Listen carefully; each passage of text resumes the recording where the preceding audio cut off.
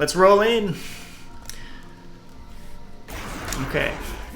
I went all the way to the end. Wow. I know. You're like, I don't want to fight things. No, I don't want to. Mark's in there. He's like, you deal with it. Leaving multiplayer. Leaving me to die.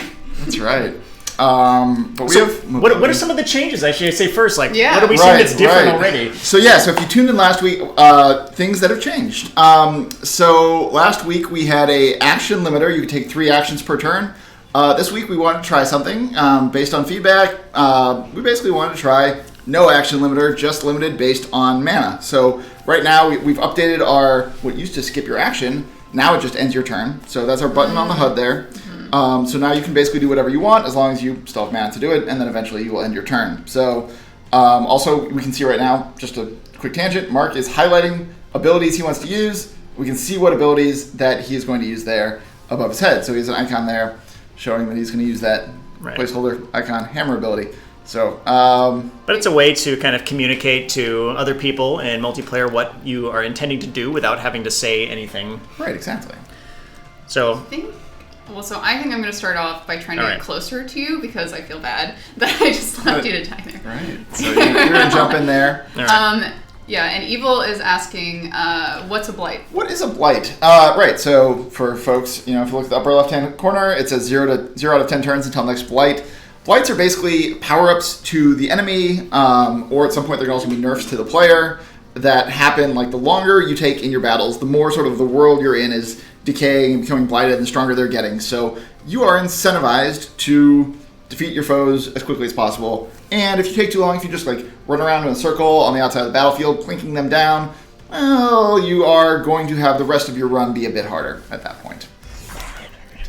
So you can also see a little teamwork here, or anti-teamwork with facing this guy. The figment will face you when you hit it, and it's going to smash. And so definitely get out of the way. So he should definitely get out of the way. Or if Mark was to hit it again now, he could pull that that aggro back to him, and prevent us from taking the hit. Or you can run on top of your ally and make it hit your ally. I'll show that right now. So I can pull his aggro back, so you can have some coordination there. Something that you're seeing is that there is no predetermined turn order right now in the game, so everybody in multiplayer is free to act in whatever order they wish. Very important. Though, to maximally utilize your abilities and make the best possible kind of combos, you will want to act in certain orders. So kind of coordinating on that is something that is important to maximize your gameplay, and something that we're still like looking into a variety of ideas on how to make it easy to coordinate. That kind of like highlighting what people are thinking above their heads when they're just hovering the mouse over things is just one example of that type of communication that we're trying to build in and make feel as natural as we can. Yeah.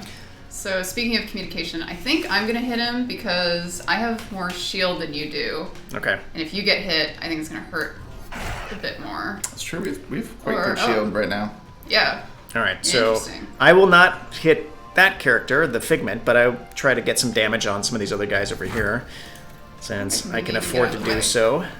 You probably can, yeah. I might be able to run. Got our item there. It has cooldown, so we can't do that every turn, but we can jump out of the way, once every few turns. All right. I'm going to end my turn. You ended yours, so now the enemies get to go. Right, and so just to explain how enemies work, for folks who weren't around last week, so like this flashing kind of bulb around them, if we mouse over them, we can see their range, and this means that they're going to do what we call a direct attack. They are going to basically pick someone in their range on their turn and attack us, as opposed to that kind of area we were moving around last turn, where they're just going to smash that area, and anyone standing in that space is going to take a hit. Those areas are easier to see, they're smaller, you're going to take more damage, but yeah, sometimes they decide to do what they're doing right now. Attack you directly. Yo yo, monkey go-go beans. Let's do this one. So I've got a buff. I can give our team Accurate. Yeah, we should do that. And Accurate increases crit chance by 25% until the end of turn. So here, let me do that real quick. Okay. So I saw that I got it. Did you get it too? Hopefully. If we did. Might be a bug. Might be a bug. Looks like a bug. We're going to send that to the team. Let's see. Well, I'm in the middle of everyone, so I'm probably going to do Earth and Tremors. Right, well, that just hits everything. Yeah, you exactly. don't even have to be here, but it's always good. Yeah. I love that ability. I also got new VFX. Yeah. All right, I guess. Oh shoot, that's all I got. Should I risk kind of jumping in here? I wonder. I'm gonna do it. You know, So we killed it that was one worth guy. it, yeah, less damage. Well, I'm out of all my mana. I can't do anything, so I have to just end my turn. All right. I got something called Mage's Ledger. I know, I Must don't be know. an item you have. Probably an item. So another wave of enemies appeared. Right. So every battle, after you take care of about 50% of the previous wave, a new wave spawns. Just gives you something new to deal with, you know.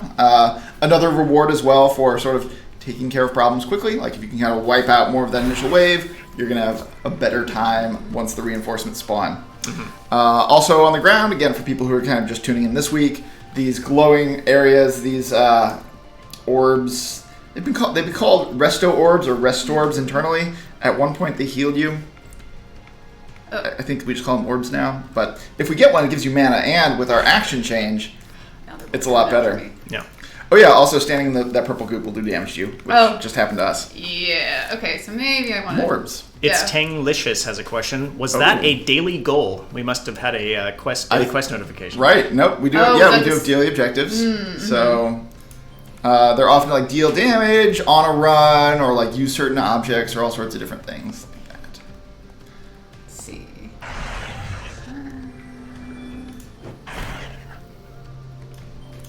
I keep doing this to myself. Just dive right in there. Yeah, I just want to. All right. There. I took. And that one's dodging. I can escape also. Nice. Not okay. us. All right. Yeah, now we're- I'm out of. All right. We have pretty good shields though, Yeah. so we're not really taking much damage, which is great. Okay. Maybe Let's a see. nerf Any something. recommendations for what I should do next? Oh, Now it's like that big smash. Yeah. Ultimate Smash. Yeah. It's time to smash something. It's number 3. Yeah. Sweet.